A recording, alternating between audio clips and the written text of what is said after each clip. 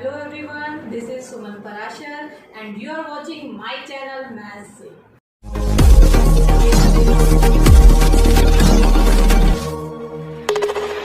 Hello students, आज के इस वीडियो में मैं आपके लिए लाई हूँ टर्म 1 एंड टर्म 2 का डिटेल सिलेबस। तो आइए डिस्कस करते हैं। सबसे पहले बात करते हैं टर्म 1 की। टर्म 1 में आपके कौन कौन से चैप्टर आने वाले हैं और कितने कितने मार्क्स के आने वाले हैं वो सब हम यहाँ डिस्कस करेंगे। टर्म 1 में आपके आने वाला है आपका चैप्टर 1 रियल नंबर जो होगा 6 मार्क्स का।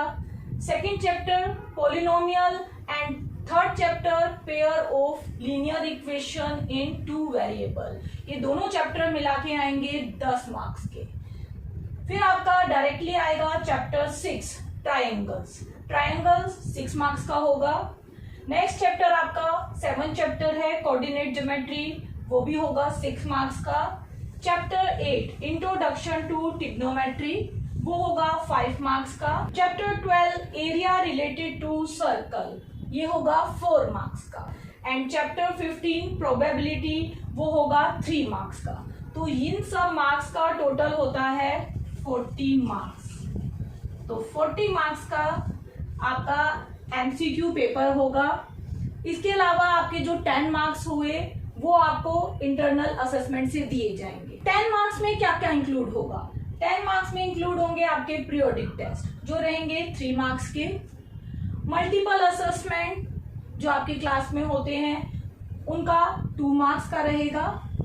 पोर्टफोलियो, जैसे मैंने आपको लास्ट वीडियो में भी बताया कि हर स्टूडेंट का एक पोर्टफोलियो बनाया जाएगा और उसको स्कूल मेंटेन करेगा।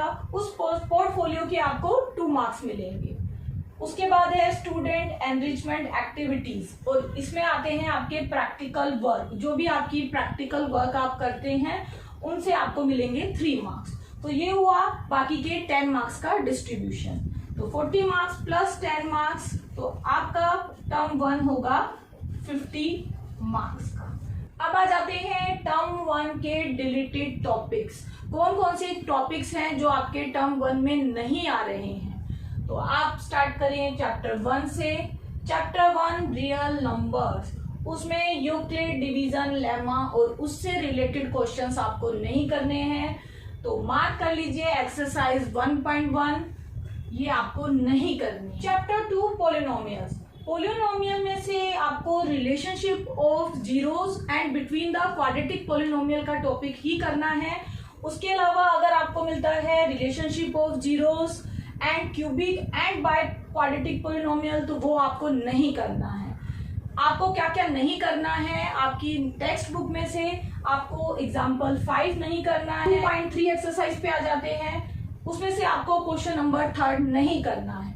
इसके अलावा एक्सरसाइज 2.4 में आपको क्वेश्चन नंबर 1, 2, 3, 4 नहीं करने हैं। ये अब आपके पोर्शन में से डिलीटेड है।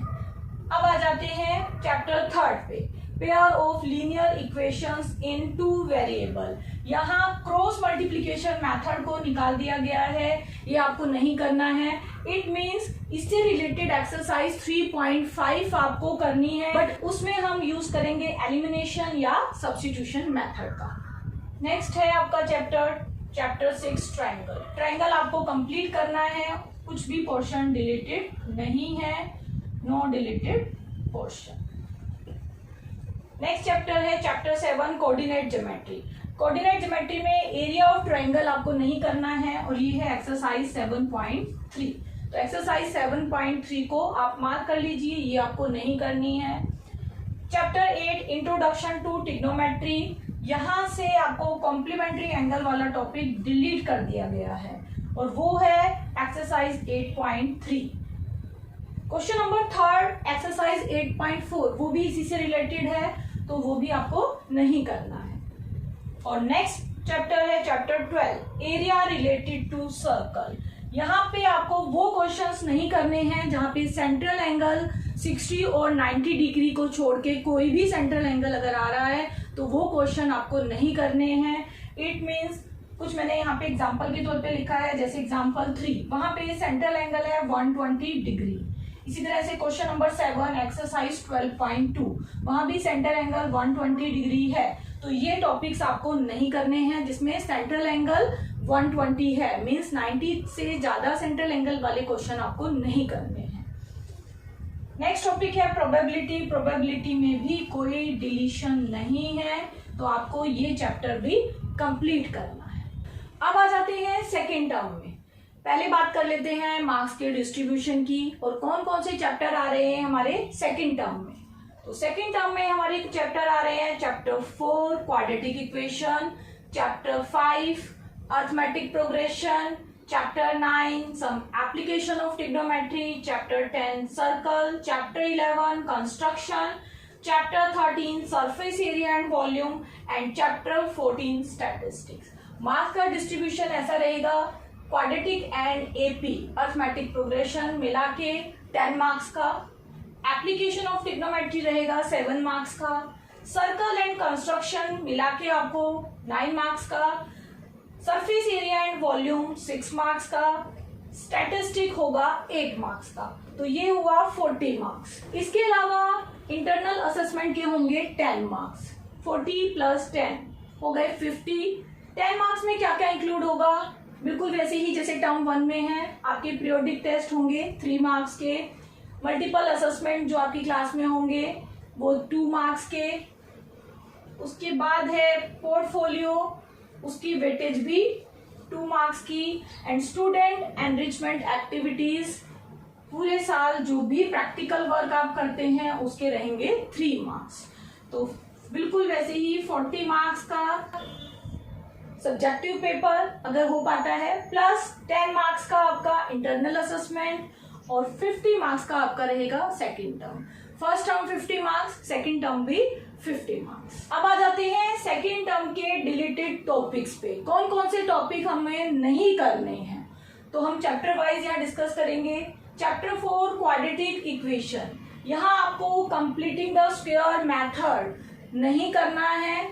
जो भी क्वेश्चंस आपको करने हैं वो आपको मिडल टर्म्स को फैक्टराइज करके करने हैं, और सेकंड मेथड है आपका क्वाड्रेटिक फार्मूला मेथड। तो ये 2 मेथड से आपको क्वेश्चंस करने हैं, कंप्लीटिंग द स्क्वायर मेथड आपको नहीं करना है। एपी अर्थमेटिक प्रोग्रेशन, यहाँ आपको एक्सरसाइज 5.3 के क्वेश्चन नंबर 15 to 20 नहीं करने हैं, क्योंकि ये क्वेश्चन है application based on sums to nth term of AP. तो nth term of AP means SN के जो एप्लीकेशन बेस्ड क्वेश्चन है वो हमें नहीं करने हैं। तो उसमें आपके आते हैं क्वेश्चन नंबर 15 to 20 एक्सरसाइज 5.3। तो आप मार्क कर लीजिए, ये क्वेश्चन आपको नहीं करने हैं। इसके बाद आता है chapter 9 some application of trigonometry. यहाँ पे आपको क्वेश्चन नंबर 16 एक्सरसाइज 9.1 ये क्वेश्चन आपको नहीं करना है। क्यों? क्योंकि यहाँ पे यूज हो रहा है कॉम्प्लीमेंट्री एंगल का रिलेशनशिप, जो आप नहीं करेंगे ट्रिग्नोमेट्री में, तो उसके नेक्स्ट एक्सरसाइज में भी आप उसको नहीं करेंगे।